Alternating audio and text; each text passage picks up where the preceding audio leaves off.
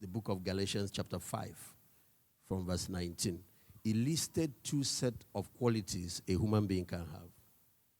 He started in the first two verses 19, 20, 21 to list the qualities of a natural man, what is called the human nature. It's usually titled in King James Bible, the works of the flesh are manifest. You see things like envy. You see things like lust. You see things like, anger. You see all of those things. When we read it, we think it's only bad people that do those things. What the Bible is listing there is the human nature in a fallen state. I'm going to tell you guys something very important. Then from verse 22, he listed another set of quality that a human being can have again. He listed things like love, patience, joy, kindness, and all of that. So we call it the fruit of the Spirit. When Christ comes into a person, he energizes, when he recreates, when he changes the man, he gives him capacity to live this other higher life. Let me tell you what this simply means.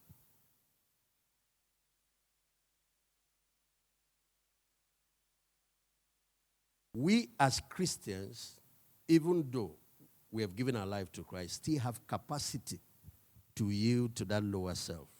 And if we do, we can exhibit all of those traits that are listed there. But our calling is to function in that other higher self, the one that reflects the nature and the image of God. Anybody that exhibits those virtues listed there, from love to kindness to joy to patience, is every woman's dream man and is every man's dream woman. Do you know any man that likes a grumpy woman? That's why they put a virtue called joy there. Do you know any man that likes a nagging woman? Do you know any man that likes an impatient woman? Do you know any man that likes a wicked, mean woman? Now, but turn it the other way. Do you know any woman that likes all of those bad virtues in a man? There's another listing. I think they read that for you at the beginning. 1 Corinthians 13. Virtues of love. 14 virtues. 14 listed in that chapter.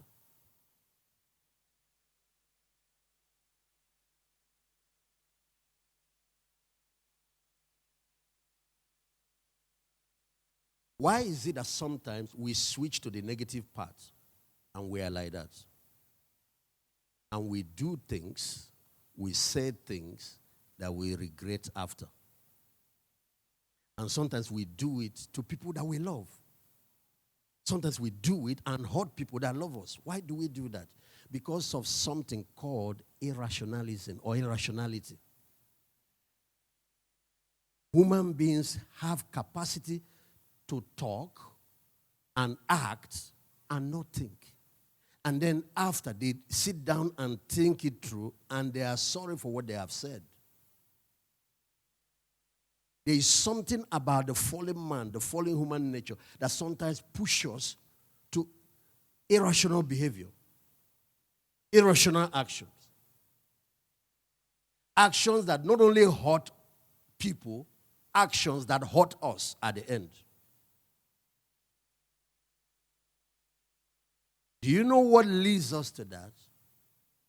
Emotionalism. Ladies and gentlemen, I want all of you to listen. We have emotion, but we are not designed to be ruled by emotion.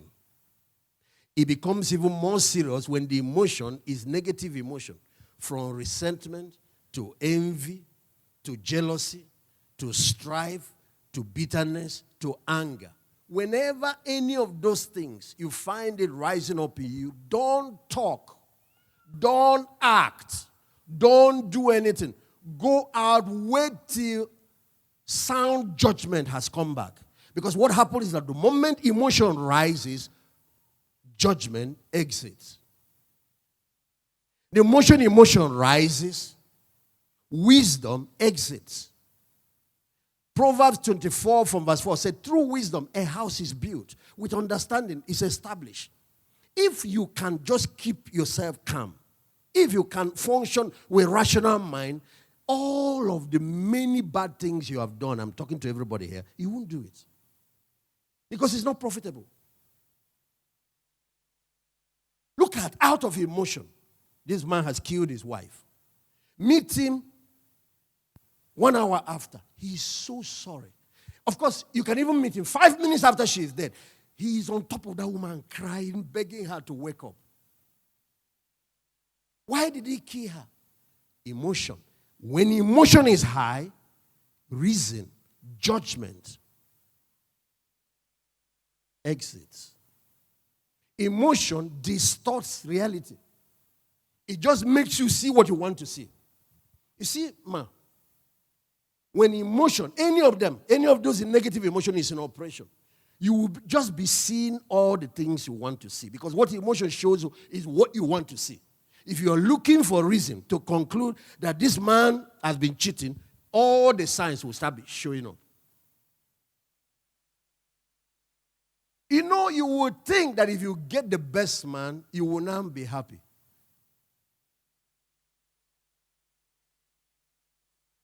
Who can be better in exhibiting all of those good qualities than Jesus? People killed him.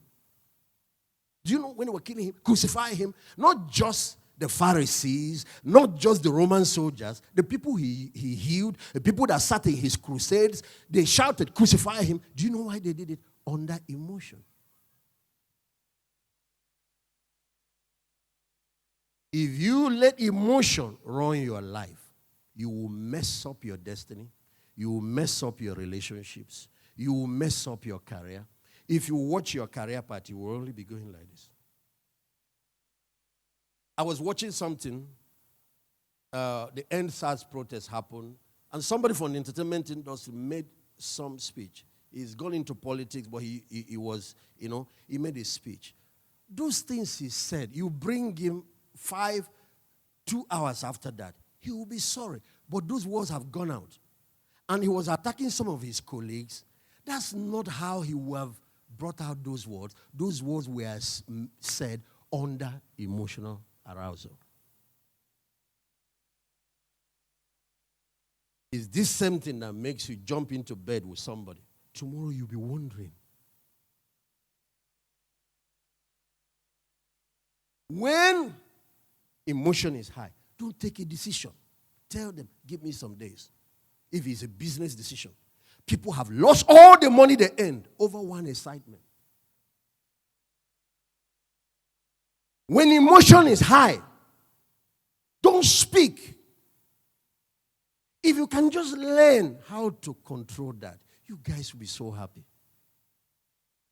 And the emotion is like weather. It changes like this.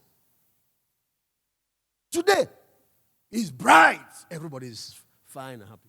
By evening, it's rainy weather. It's dark cloud. Some people are depressed. Some are feeling lonely. Some, for example, look at the emotion of loneliness. It's a real emotion. But it can lead you to do some terrible things. See some of these vows you took here? Just that emotion alone can make you mess it up. Sometimes you see some women do some things. It's not because they are bad, though. I know they are bad people. They are letting emotion run their lives. Rational people that are guided by wisdom and sound judgment also have emotion. The difference is that they keep it under control. There are times they are angry. But instead of talking or whatever, some of them will take a break and take a walk. I don't know if you've ever experienced this. You wake up one morning, you're not feeling your best, you're not feeling, you're just feeling somehow kind of down. Just go and exercise and come back. You find that you are different. There is a body-mind connection. Sometimes it's chemicals in our body that is messing us up. Chemicals. Sometimes it's hormones. Like when women are menstruating or whatever, sometimes you see them emotionally, they're immune is a chemical. Hormones, they're chemicals. You just take a walk and get to you find out you are feeling different because a feel-good hormone has been released into your system. So, but you know that time you were feeling moody and all that, you can just say some nasty things to somebody and act one. And sometimes emotion rises. It can be an emotion of hopelessness, emotion of feeling lost.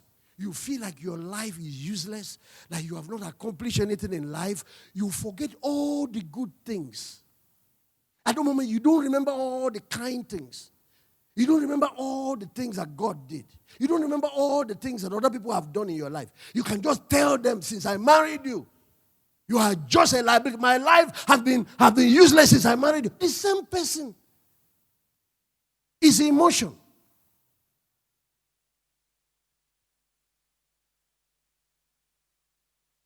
And so you see a man that is emotion, he is a messed up person. God has emotion, but he's not controlled by it. And that's why he asks us to live like that. We're not supposed to be walking by feelings. We're supposed to walk by faith. We're supposed to walk by judgment. We're supposed to be guided by wisdom, by sound knowledge. We're also supposed to be guided by the Holy Spirit. Now, as I leave this subject, that's one of the reasons you need prayer. Whenever that thing gets out of, go before God. When you start communing with him, there's something the presence of the Holy Spirit does. It erases. It corrects your perspective. And now start bringing back all the good times. Oh, how nice William has been, and all of that. And when you now realize, you see how stupid you have been. That's why we also need to hear his words. We need that programming. It renews our mind.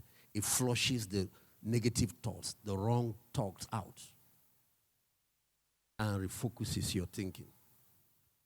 That's why we need good music. Sometimes that's why we need you guys in the entertainment industry, because laughter sometimes helps to balance this thing.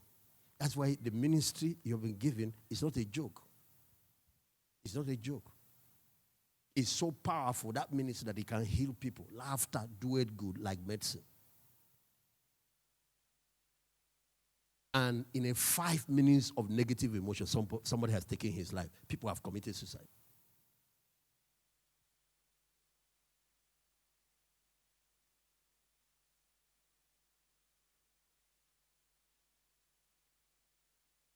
One of the key to managing it and controlling it is to study and understand yourself. Understand what the triggers are. If there are certain people, anytime they are around you, you go off in the negative. You need to start giving them a little gap. If you notice that there are certain people, every time you finish being around them, you get home, you are just lashing out at everybody, your wife and all that. You bring a negative energy back. It's not that you can't run away from the world. You can't run away. You always meet negative people. But you need to give them space. Create enough space so you can breathe. Don't let such people be the ones in your inner and choking life out of you. They will mess your life up, because you see, these negative emotions affect your perception of life. See how some people are so bitter. They don't believe in love anymore. Watch what the triggers are and understand it. Because sometimes what happens is that we are punishing the wrong person for what another person did. Somebody broke my heart when I was in secondary school. But now, the beautiful, handsome Williams has come. He is paying for what happened 7 years ago. You suspect his every move because of how that guy treated you. Understand what the triggers are. Somebody, they used to talk down on you. Maybe used to tell you will not amount to anything. So now a small argument comes up in home. Maybe he says something, he means well. Guess what? That information will go and trigger all of those things that your subconscious have recorded. And you become aggressive. Understand what the triggers are.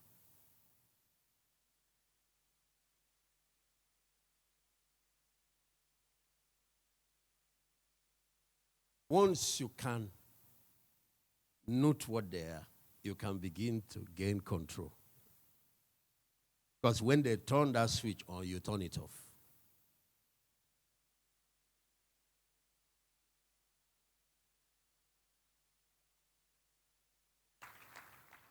And I hope you know that sometimes these triggers are human beings in our world, in our space. People bring their drama into your life and want to always keep you.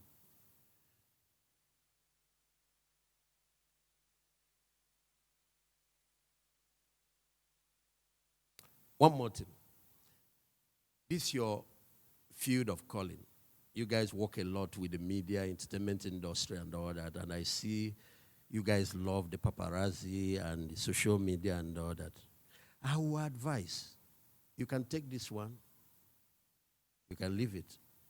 I'm not quoting this from the Bible. This is just from experience. That after your wedding, please, make your marriage and your family life a private affair. Make your career a public affair. You drink water, it's on social media.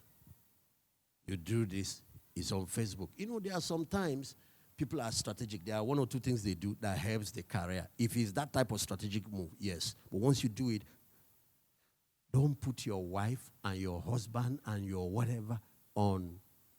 What will start happening is that it will not be two people marrying. It might be 5,000 people running this marriage with you. And sometimes when they finish contributing, you come home, you start suspecting the other one. When you finish, you go to market, some things will show up. Somebody probably came out and just they will turn it to another thing. You will find people that you are dating that you have never met. And all of this will be happening, pressing on his emotion, trying to trigger something. There will be so many girls in his life that he has not even met. Some he doesn't know their name. They can just even see, and that is it. And today, of course, you don't even need to be close to snap. You can snap in Lagos and I snap in America. You bring the two together.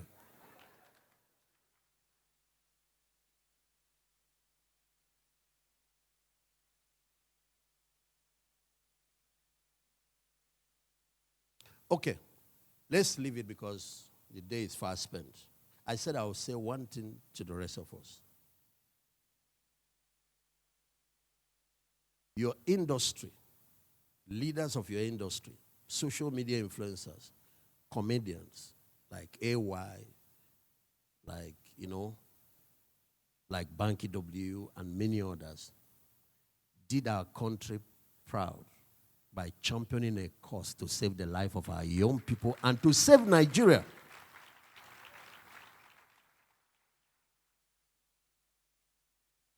It actually went down because I've heard people comment from other places that might be, till today, the most organized protest in the whole world. I don't know of any other. I'm sure there are a lot of other good ones. People are supposed to be called to get awards for the way things happen there. But that's not what is going on. But it's not over. I know that what they fought for will still be realized. I'm very sure of that. But after a trigger occurred, another set of protests happened that led to destruction, not only here, but all over the country.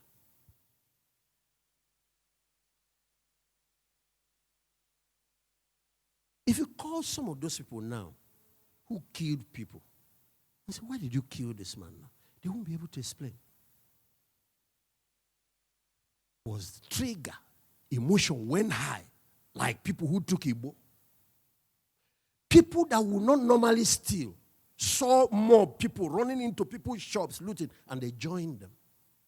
Some people that were responsible enough that if their daughter or son were to come back, I'm talking about parents, and say, I brought this home, they will even rebuke or even flog that child. Some of such parents went because irrationality is a form of madness. Nobody is thinking. Reacting to that shooting, a lot of other things happened.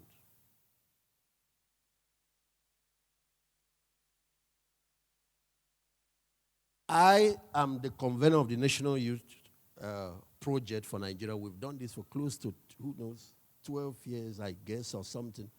We've not yet seen the dream we had for Nigeria when we started that project, but we've tried our best. But what happened in Lagos taught me another lesson. It now became obvious that there are two classes of the Nigerian youths.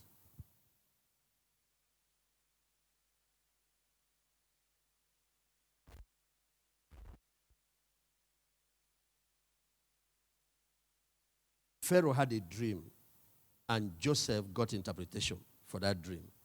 And when he got there to the palace, this is what he told the government. He said, you saw 7 fat cows, well nourished. He said the meaning is there will be 7 years of plenty and prosperity in the land of Egypt. He said, but right after that, you saw 7 very lean cows, very emaciated cows. He said, what it means is that there will be 7 years of famine following the 7 years of plenty. Then Joseph said, when those 7 years of famine show up, it will wipe out the effect of the 7 years of plenty. That is exactly what happened in Lagos. The good job that was done by the NSAS protesters, the good work, when disorder lean cows began to manifest, another set of youths, they destroyed the effect and all the good things that was achieved.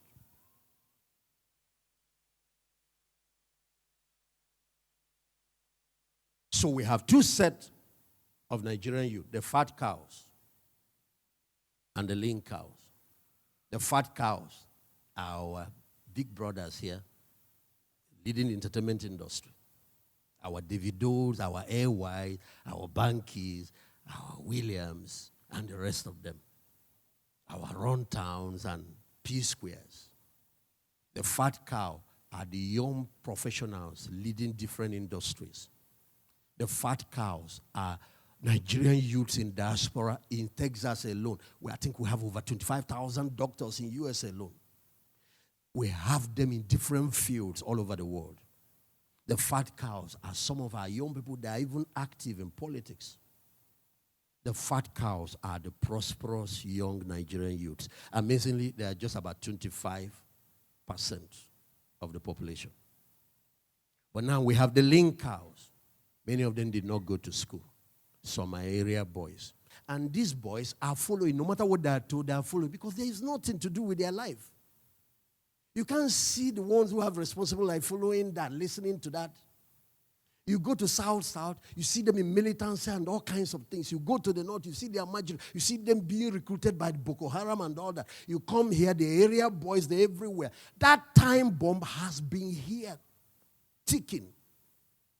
That thing that happened just created the opportunities. Like now, you just ignited matches and threw into fuel.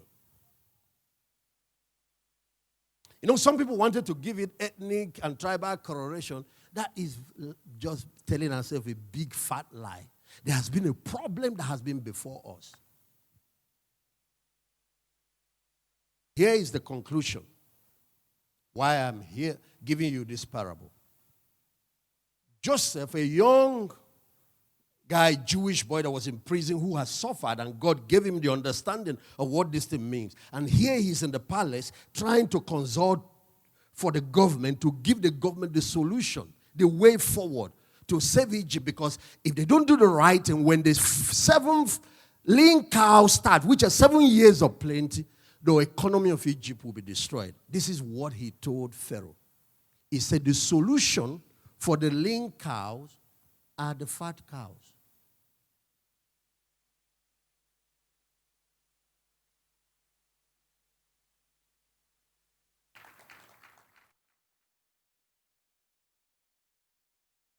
Pharaoh said, how?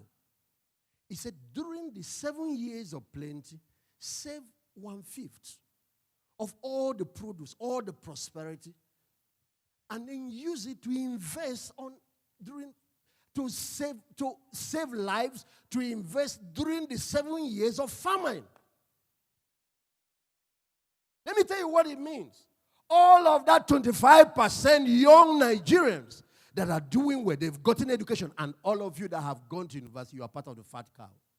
Our educational system is like a funnel.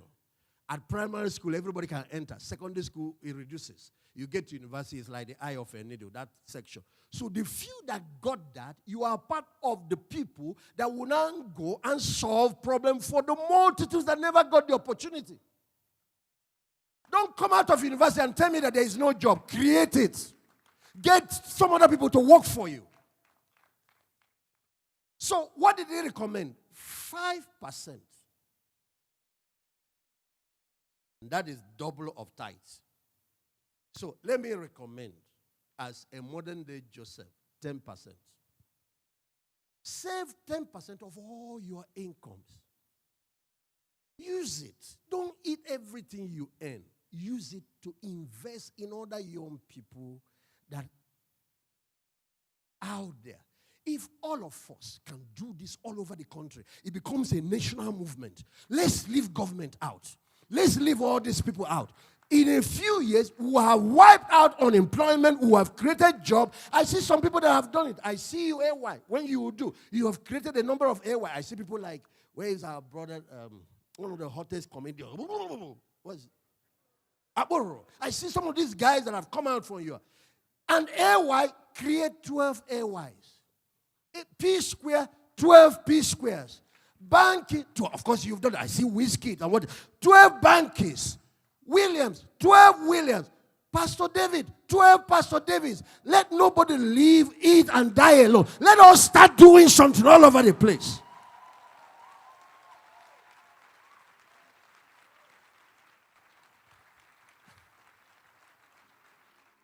All of these bank executives, corporate world executives, stop riding around, because you see, that time bomb that is cooking, it's not over yet till we solve that problem. You see what happened to the Oba's palace? They thought they were Southeast people. They were not Southeast people. The woman that is the mother of Lagos came out on TV to speak. He said, let them not blame anybody. That the problem, he said, there are 3-year-olds in front of that palace. That Lagos Island, he said, these kids are all over the place. They are not going to school. 3-year-olds. He said, they give birth to them. They are there. They start practicing area boys, street kids. They grow up. He said, every time for the past 10 years, she has been trying to communicate. This is a Lagosian. This is a woman. I think she is the number one person in terms of women leadership. I'm trying to remember the name they call. He gave the interview. You can go and Google it. It's on YouTube. He said the problem has been there. He said sometimes she will get some food, get some money, and go and share. She knew that there was trouble. He said you look on the other side of that island, you have Ikoyi with all the wealth. You look on the other side, you have Lekki. You come here, people are living in abject poverty and squalor. In all these rich estates that are coming up, but you forget that there are places like Ekota here. Ekota is Ajegule in Lekki. One time there was rainfall, and I wore jeans, took a group of guys to go in there to see for myself. People's houses, rain, beds, mattress, everything is floating. We did the little work. Fat cows include all these pastors all over Nigeria. Fat cows include all these Christians that are hiding in church.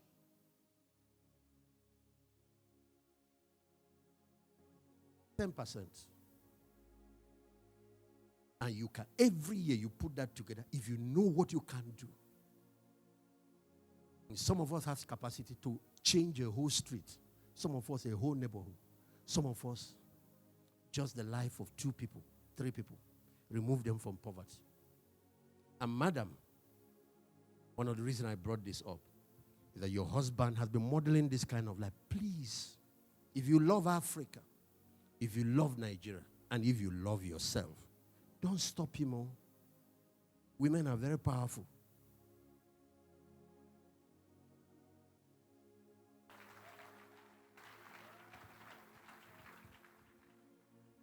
There is another part of the advice that was for Pharaoh.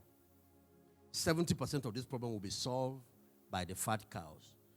Just about 25 to 30% is for government. I know that we are protesting, thinking that government will solve all the problems. Is a joke. But there are things that needs to be corrected in our politics, in the laws of the land, and a lot of other things, electoral system, and so on and so forth.